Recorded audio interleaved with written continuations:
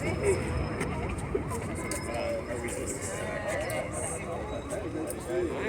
we all come back? Yeah, everybody in the back.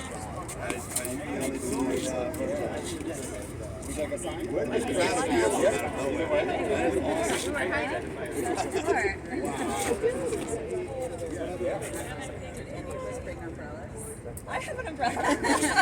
It's just the drink. Everybody pack the frame a little bit, pack the frame. Okay. All right, I think we're gonna get started. No text message. Okay. All right. Hold your phone. No. Okay. Okay, thanks everybody for being here. So excited. We're going to hear from a lot of advocates, from Borough President Mark Levine, so I'm just going to say a couple of quick words to start. In 1961, New York adopted a zoning code that reflected the values of that time. Redlining, segregation, suburbanization, and cars, cars, cars. And we've been planning and building our city under those archaic mandates ever since. But while our values have changed, it's 2023. We care about equity and affordability, walkable communities, and a sustainable, resilient city. But our zoning code hasn't changed. It's time. It's time to plan for the city we deserve, not the city we have. It's time to plan for people, not parking.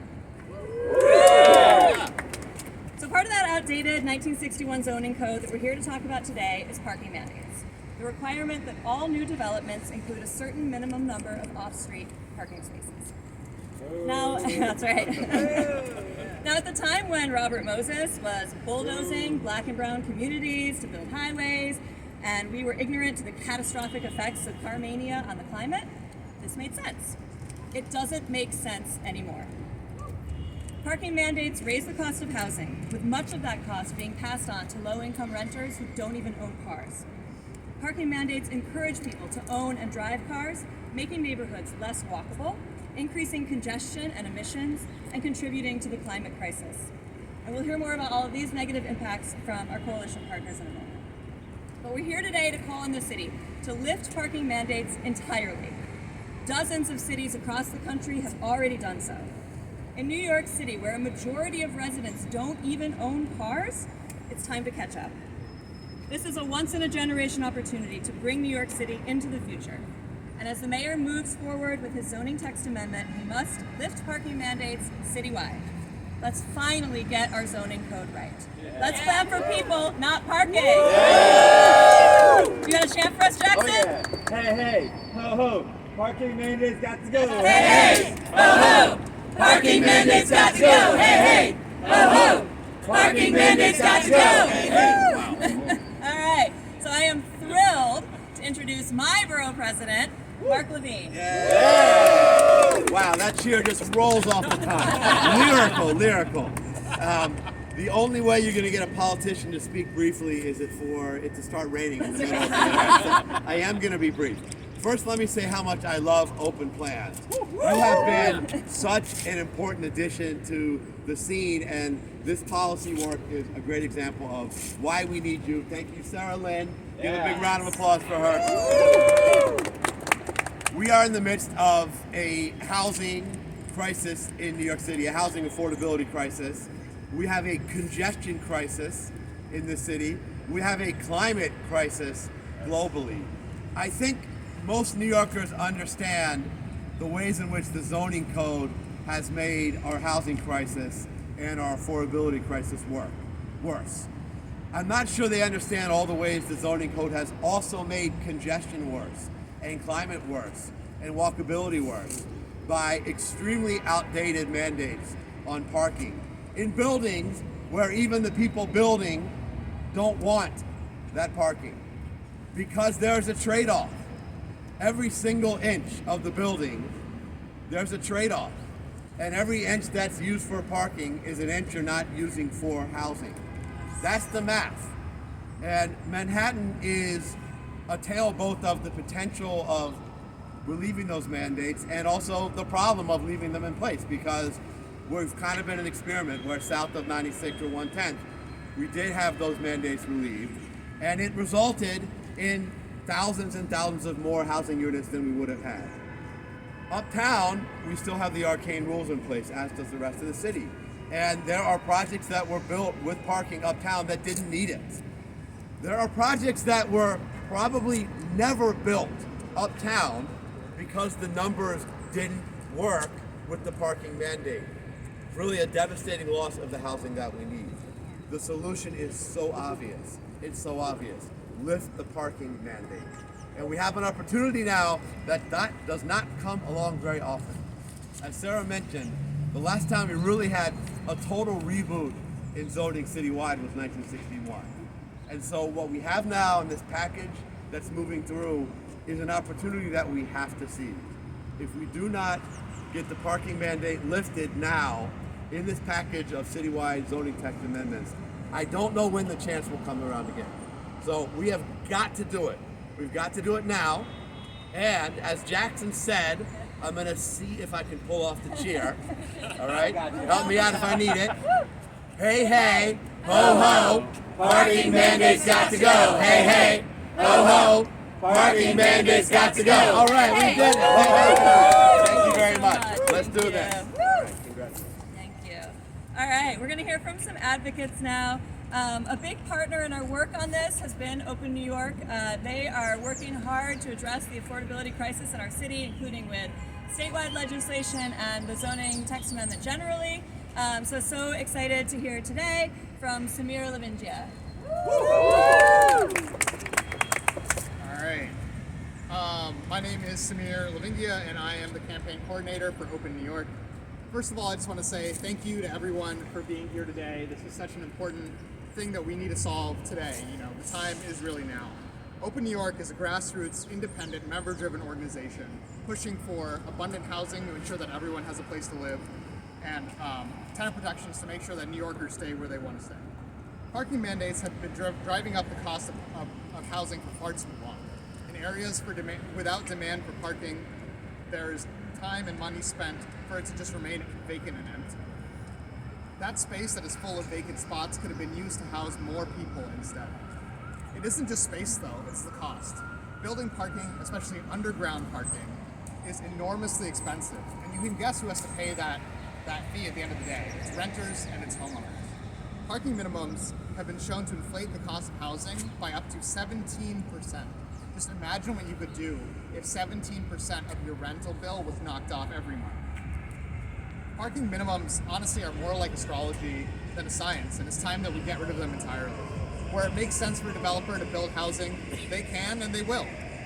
And where it doesn't and no one wants it, it simply won't be built, and those savings can be passed on to tenants and homeowners. I'm proud to stand with such a diverse coalition, all of whom have unique, very important reasons to get rid of parking mandates. And I can't wait to celebrate all of this work once we're done. Thank you. Thank you. All right, so to that point, this is a housing issue. It's a regional issue. You know, New York City is a center for housing, for population in our region, and it affects, the housing costs here affect the whole region. So super excited to hear from Felicia Rogers from TriState Transportation Campaign. Hi, I'm Felicia Park Rogers, Director of Regional Infrastructure Projects for TriState Transportation Campaign. Talking about parking is not sexy. Talking about zoning code is not sexy. But you know what is sexy? Affordable housing and transit that gets you there. This is very important. This is the time to lift these 65-year-old outdated, they were bad plans when they were made in 1961, and they're bad plans now. The Planning Commission and Commissioner Gorodnick have a chance right now to make a big difference for our city and our region going forward. People need to be able to afford to live in New York City. They need to be able to afford to get in and out.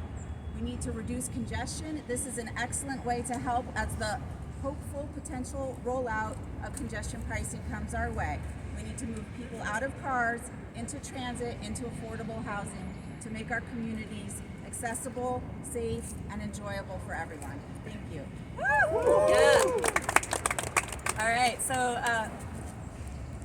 we talked a bit about climate. It's so important. Obviously, we know huge climate crisis right now, and we need to do everything we can to reduce our climate impacts. So we've got Alia Sumro from League of Conservation Voters. Yeah. Thanks everyone. I'm Alia Sumro and I'm the Deputy Director for New York City Policy at the New York League of Conservation Voters. NYLCV is a statewide environmental advocacy organization, and we're grateful for Open Plans, Manhattan Borough President, and all the other advocates here today, calling on the city to get rid of these outdated parking mandates in our zoning resolution. If we are going to reduce harmful air pollutants, greenhouse gas emissions, and stem the tide of climate change, New York must move away from its car-centric culture, and part of ridding ourselves of the unnecessary parking mandates is through this proposed zoning text amendment. NYLCV applauds Open Plans for their recently released white paper calling for New York City to end it. We need the city to promote more transit-oriented, truly affordable housing developments throughout the city. After decades of designing housing and commercial buildings with minimum parking requirements, advocates and elected officials are finally realizing that these mandates are relics of the past. Unnecessary parking does double damage as it contributes to the urban heat island effect and stormwater runoff, which always disproportionately affects low-income and communities of color. Amidst the dual housing and climate crises, parking mandates are disastrous for our city. And we join our partners today calling on the city to finally amend the zoning resolution. Thank you. Hey, ho, ho. Parking mandates got to go. Hey, hey, ho, ho. Parking mandates got to go. All right, so to the point about getting people into transit, out of cars and into transit, we've got Danny Perlstein from Riders Alliance. Thanks so much, Sarah. So Felicia is absolutely right. Talking about parking mandates, parking minimums, zoning text amendments, not sexy. Better buses, much better buses, however, are very, very sexy. So sexy! Yeah! And parking minimums, parking mandates are standing in the way of much better bus service. Right at present, parking minimums, parking mandates are a city policy to encourage driving on our streets. You know, just like we talk about with parking placards and placard abuse, like the more we give people the opportunity to park, the more we're saying take the opportunity to drive. And driving, primarily unnecessary driving in the city, is what is slowing down our buses and what makes bus service so unreliable. More than 1 million New Yorkers ride buses every single day and suffer the slowest bus service in the nation. We have the biggest system, we have the most riders, and the worst service. And we have that primarily because we're leaving a lot hanging, right? We're leaving a lot of unnecessary driving in our city compared to the robust transit system we have. We're encouraging it to this day, and we need to discourage it forcefully up and down through city policy, including in the zoning code, and we call on the mayor and the council to reverse parking mandates immediately. Thank you. Yes. Okay, one thing we like to emphasize, by the way, is that lifting parking mandates doesn't mean you can't build parking. Probably a lot of developers still will. Some people need to drive in the city, and it's to their benefit for fewer other people to be driving. So even if you feel like you're a person who has to drive, you should also support this policy to get other people who don't really have to drive out of their cars.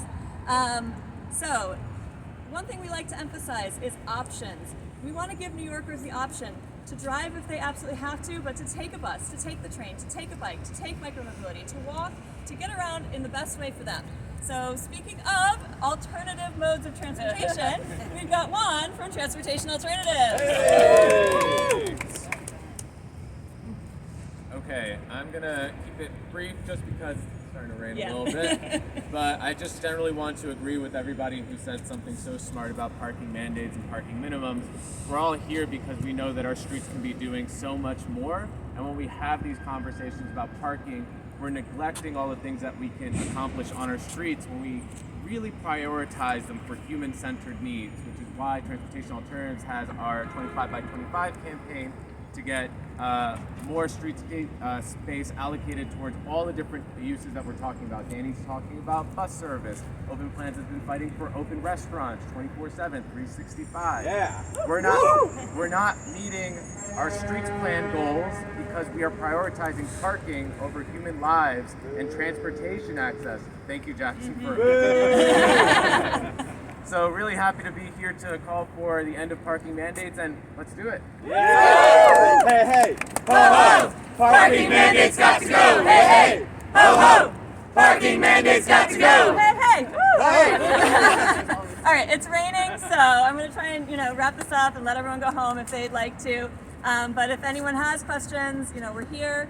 And then we also have, just to say, We got Clarence in the back making a little film on this, so be sure you check in with him before you leave.